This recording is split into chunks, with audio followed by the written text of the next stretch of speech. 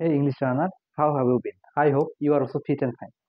তো আজকে আমরা কিছু নতুন স্ট্রাকচার শিখতে যাব যেগুলো খুব দৈনন্দিন কাজে আমরা ব্যবহার করে থাকি। যেমন কিছু সেন্টেন্স তৈরি করতেছি আমি এখানে। যেমন আমি যাচ্ছি, আই অ্যাম গোয়িং। আমি রান্না করছি, আই অ্যাম কুকিং। আমি চেষ্টা করছি, আই অ্যাম ট্রাইং। আমি খেলছি, আই অ্যাম প্লেইং। আমি কথা বলছি, আই অ্যাম ইটিং।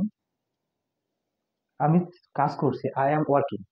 এটা শুধু আমার ক্ষেত্রে আমি ব্যবহার করতেছি, এটা অন্য কারো ক্ষেত্রে ব্যবহার করতেছি। যেমন অন্য কেউ যদি হয়, যেমন সে যদি আমার বন্ধু হয় অথবা আমার কোনো ভাই হয়, সে কোনো কোনো চেনা পরিচিত কোনো যে কোনো কেউ একজন হতে পারে। যেমন তার ক্ষেত্রে আমরা বলতে পারি হি ইজ গোয়িং, সে যাচ্ছে।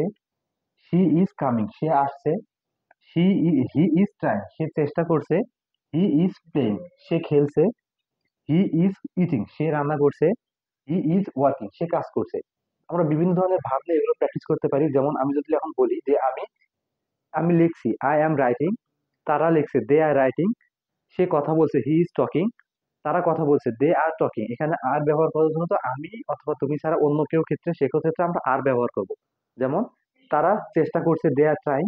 তারা পাঠাচ্ছে, দে আর সেন্ডিং। সে কথা বলছে, হি ইজ টকিং। তারা যাচ্ছে না, দে আর নট গোয়িং।